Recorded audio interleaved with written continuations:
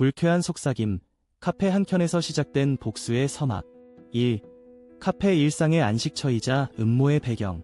한적한 카페의 구석자리, 그곳은 평온을 잃은 공간이 되어버렸다. 빵 냄새와 커피 향이 가득한 이곳에서 나는 단순히 내 책을 읽고 싶었을 뿐이다. 그러나 그 안식을 방해하는 불쾌한 속삭임이 마치 나를 겨냥한 공격처럼 들리기 시작했다. 저 사람 혼자라니까. 불쌍하다. 라는 소리와 함께 뒷좌석의 단체가 폭소를 터뜨린다. 그들의 목소리엔 조롱이 가득 차 있다. 운명의 악당들, 그들은 누구인가? 가해자들, 이들을 뭐라고 불러야 할까?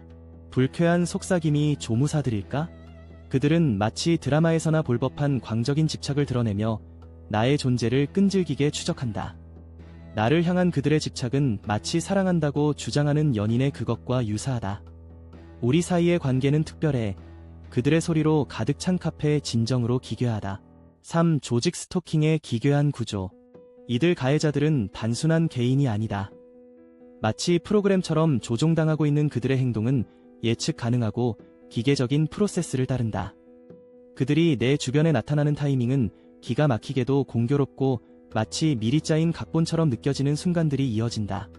보라, 그녀가 다시 왔다며 내 출입을 손꼽아 기다리는 모습은 그 어떤 로맨스보다 우습다. 4. 희화화된 집착 못하겠는 행동들. 그들은 나의 주변에서 소곤소곤 속삭인다. 애초에 사람은 혼자지 그녀는 모르는 거야 라고 반어적으로 말하며 서로를 의식하는 모습이 우습다. 마치 서로의 존재를 확인하는 의식처럼 보인다. 하지만 나는 그들에게 전혀 관심이 없다. 그럴수록 그들의 애정 표현은 점점 더 우스꽝스럽다.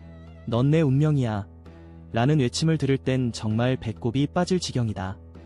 의존의 아이러니. 결국 유치한 집착의 구조는 놀라운 사실을 드러낸다.